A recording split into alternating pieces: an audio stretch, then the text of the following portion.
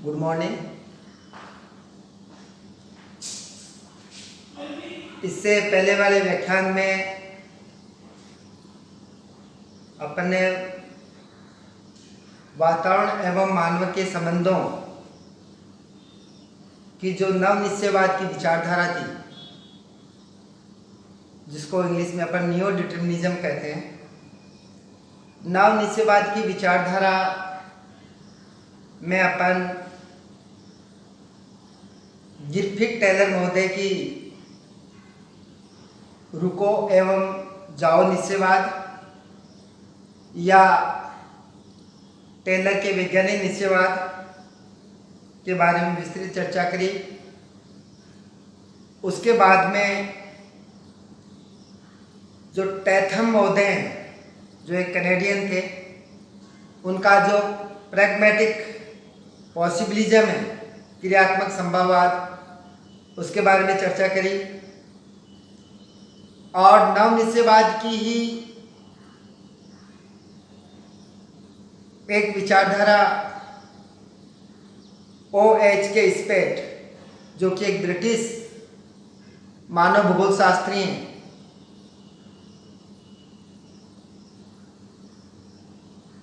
प्रोबेबिलिज्म या प्रसंभाव्यवाद।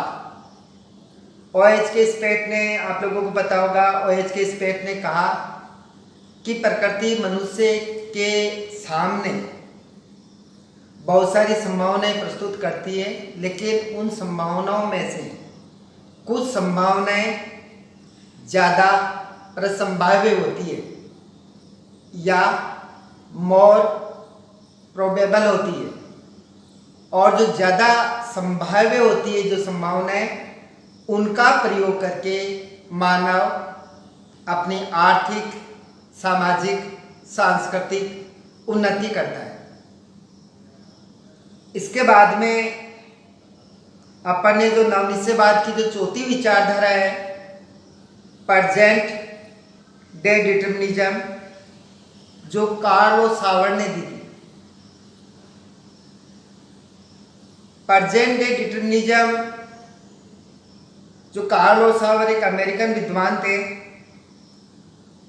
इन्होंने जो परंपरागत जो निश्चयवाद है, उससे वो सहमत नहीं रहे और बाद में अपना आधुनिक युग का निश्चयवाद या प्रेजेंट डिटर्मिनिज्म की अपनी संकल्पना दी। इसके बारे में अपन ने थोड़ा सा ही इसके बारे में चर्चा हो पाई थी, तो मैं आप लोगों को बताऊं कि कार्ल सावर, जो एक अमेरिकन विद्वान थे, इनका जो मुख्य योगदान है, सबसे ज्यादा जो योगदान है, वो सांस्कृतिक भूगोल में, कल्चरल ज्योग्राफी में। देखिए इसका, आप इसको कार्ल सावर या इसको यूं भी लिखते हैं, कार्ल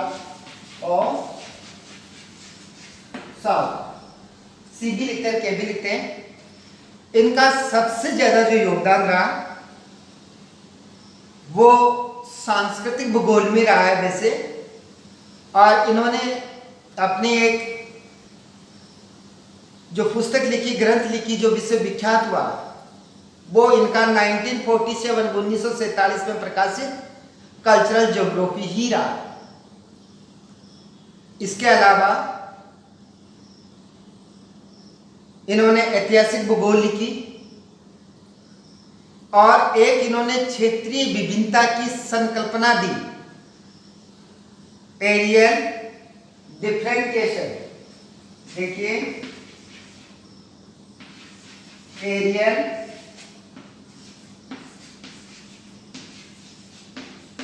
डिफरेंशिएशन, ये जो क्षेत्रीय विभिन्नता की संकल्पना है, इसका नामकरण इन्होंने किया था। हालांकि बाद में इसको विश्व प्रसिद्ध हार्टसॉन महोदय ने किया था। क्षेत्रीय विभिन्नता की संकल्पना संकल्पनाएं, अवधारणाएं भूगोल में बहुत महत्वपूर्ण है। कॉम्पिटिटिव एग्जाम्स में इसके बारे में आता रहता है कि क्षेत्रीय विभिन्नता की संकल्पना या अवधारणा किसने दी। तो आप लोगों को याद रखना है कि ये नाम इसका जो है कार्लो सावर ने दिया, जो अमेरिकन विद्वान है, लेकिन इसको आगे बढ़ाया हार्ट्सोन। इसके अलावा सांस्कृतिक भूगोल, क्षेत्रीय विभिन्नता की अवधारणा, एक इन्होंने लैंडस्केप, भूदृश्य शब्द का इन्होंने प्रयोग किया था और भूदृश्य पर इन्होंने बहुत काम किया था। भूदृश्यों की भू आकृति पे या जमोर्फोलॉजी पे अपन मान सकते हैं। तो जो जर्मन जो मानव भूगोलवेता है, उन्होंने एक टर्म दिया था, एक शब्द दिया था, वर्ड दिया था, लैंडसॉफ्ट। क्या दिया था? लैंडसॉफ्ट।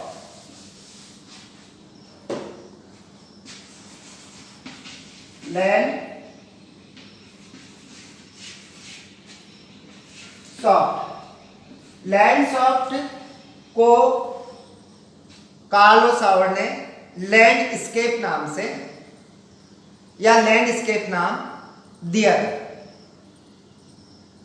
और इन्होंने ऐतिहासिक और बिहेवियरल ज्योग्राफी, व्यवहारिक भूगोल पर भी इन्होंने विश्व स्तरीय योगदान दिया था। लेकिन मुख्य जो योगदान है इनका वो सांस्कृतिक भूगोल में, कल्चरल ज्योग्राफी में। जो इनकी जो नवनिश्चयवाद की अवधारणा है, अपन इसको फोकस करेंगे। इसमें इन्होंने जो जर्मन भूगोलवेताओं का जो निश्चयवाद था उस पर असहमति बताई कि प्रकृति का मनुष्य दास नहीं है, बल्कि मानव अपनी आवश्यकताओं के अनुसार प्रकृति में परिवर्तन करता है। क्या करता है? परिवर्तन, मॉडिफिकेशन। सबसे पहले प्रकृति में क्या करता है मानव? मॉडिफिकेशन, रूपांतरण करता है। और जहां पर मनुष्य प्रकृति में परिवर्तन नहीं कर सकता, वहां पर वो प्रकृति के साथ एडाप्टेशन करता है। एडाप्टेशन मतलब अनुकूलन करता है। तो मनुष्य जो अपनी जो प्रगति करता है, अपना जो उत्थान करता है, वो उत्थान दो प्रकार से करता है। एक तो प्रकृति में परिवर्तन करके, उसमें रूपांतरण करके, और दूसरा प्रकृति के साथ अनुकूलन करके। और रूपांतरण और अनुकूलन दोनों को सामूहिक रूप से अपन क्या कहते हैं? इन दोनों को सामूहिक रूप से क्या कहते हैं? इनको कहते हैं एडजस्टमेंट, समायोजन। अपन लोगों ने वातावरण समायोजन का जो महत्वपूर्ण सिद्धांत है मानव भूगोल का, वो पढ़ा था। आप लोगों को पता है कि उसके अंदर अनुकूलन और रूपांतरण दोनों को महत्व दिया गया है, और इन दोनों को मिलाकर समायोजन जो अपन कहते हैं। तो कार्लो सावर ये कहते हैं कि मानव न तो प्रकृति का विजेता है, न प्रकृति का दास है, बल्कि कुछ हद तक वो प्रकृति में परिवर्तन करता है और कुछ हद तक प्रकृति के अनुसार अपने आप को ढालता है या उसके साथ अनुकूलन करता है। और अंतिम रूप से वो प्रकृति के साथ समायोजन करके अपने जीवन जीने का ढंग, अपने सांस्कृतिक विकास, अपना आर्थिक विकास और सामाजिक विकास को अंजाम देता है।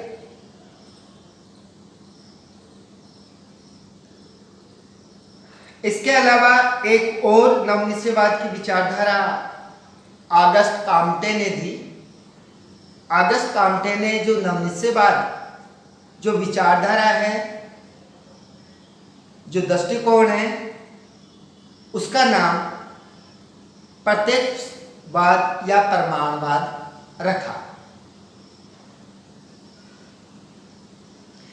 बेसिकली आज जो अपना जो व्याख्यान का जो मुख्य बिंदु रहेगा वो रहेगा नवनिश्चयवाद का विश्लेषण एवं आलोचना। नवनिश्चयवाद का अपन विश्लेषण करें, इसका एनालिसिस करें, तो अपन इस बिंदु पर पहुंचते हैं कि जैसे अपन वर्ल्ड का मैप देखें, विश्व का मानचित्र,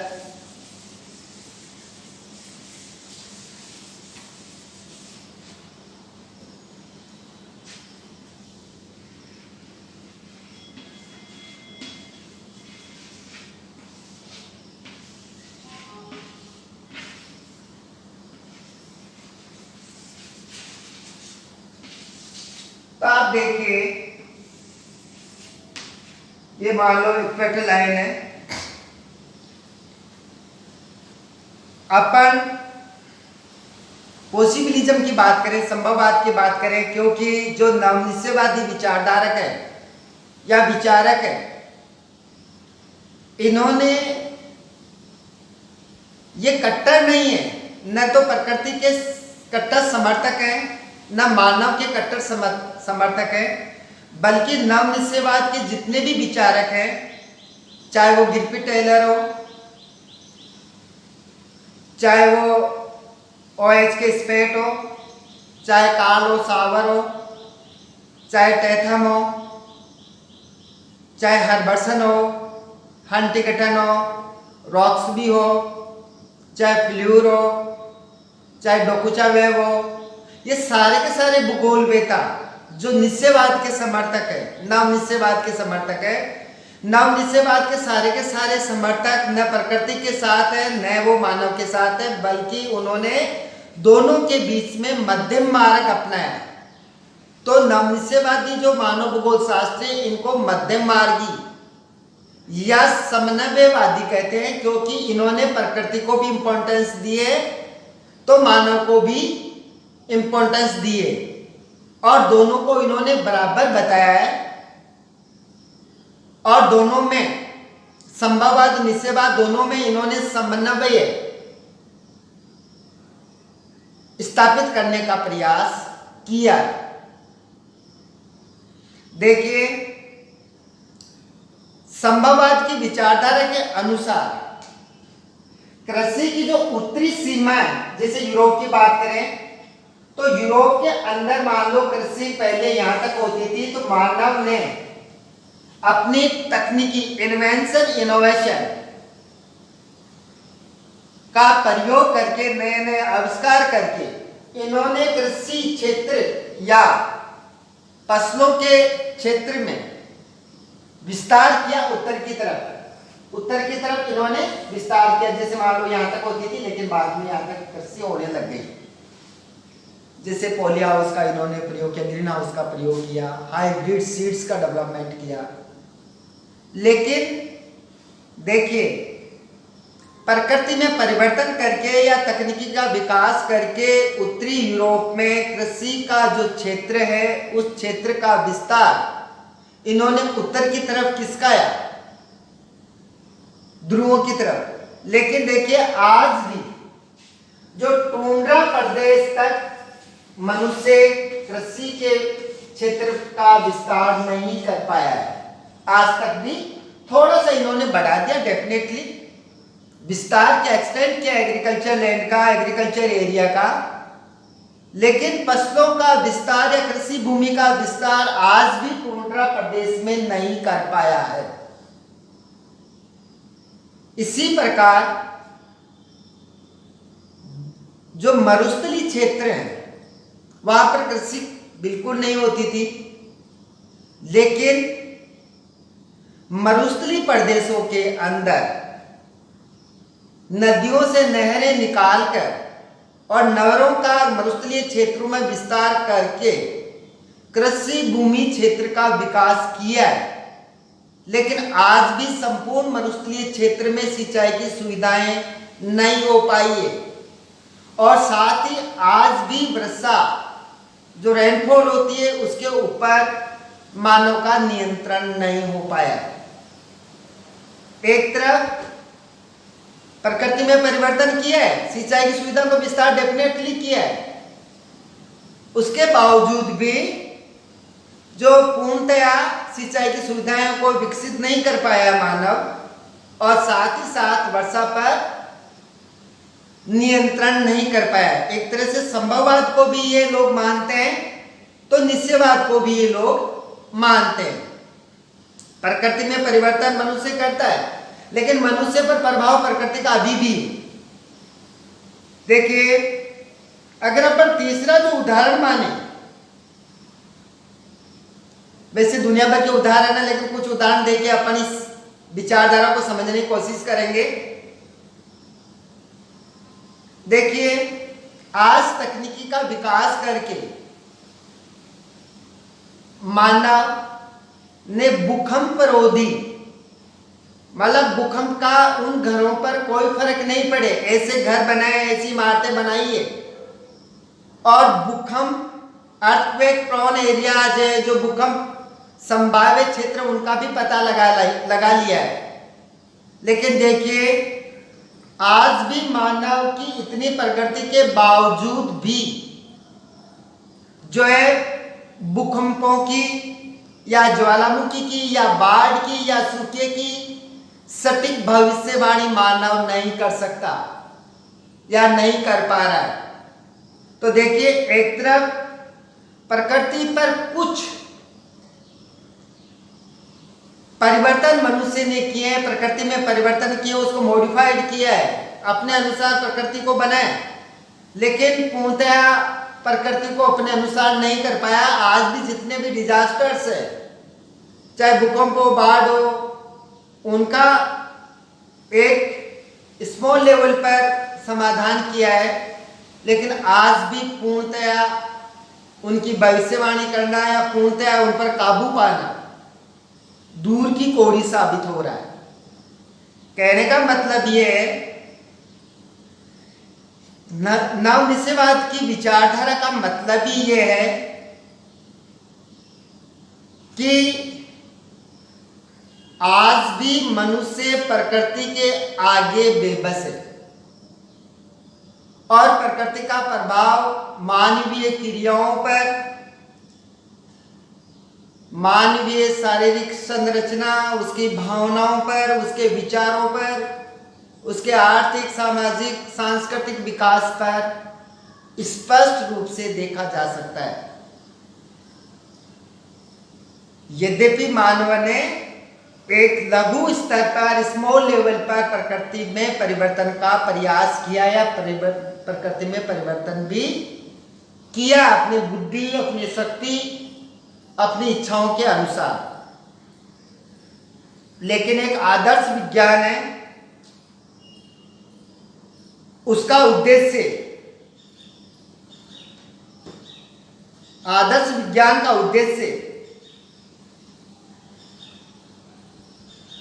समन्वय करना होता है, समन्वयवादी होता है, हार्मोनी होता है। उसका उद्देश्य बल प्रयोग के द्वारा प्रकृति के साथ संघर्ष करना नहीं होता है।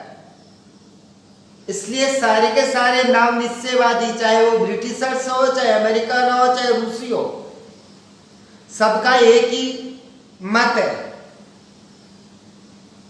कि प्रकृति के साथ या मनुष्य अपनी उन्नति के लिए, अपनी प्रगति के लिए प्रकृति से संघर्ष नहीं करना चाहिए, बल्कि अपने विकास के लिए प्रकृति का सहयोग करना चाहिए।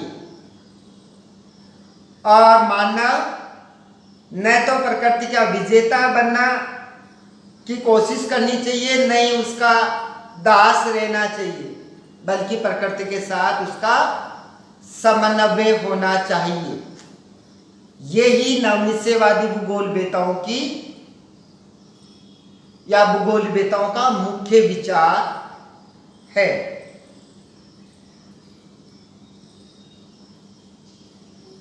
नवनिश्चयवाद का जो अपन ने इतना विश्लेषण किया, इतनी एनालिसिस करी, उसके बाद में मेन अपन इसके आलोचनाओं पर आते हैं।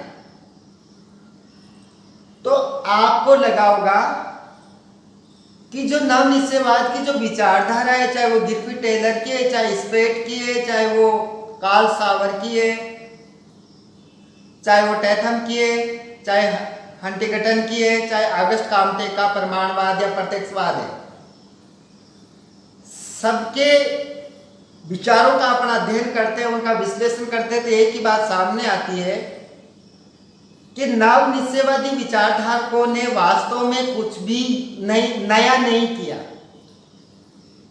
बल्कि इनसे पहले जो प्राचीन विचारधाराएं थी मानव और पर्यावरण के संबंधों की, जैसे निश्चयवाद या जर्मन विचारधारा या संभववाद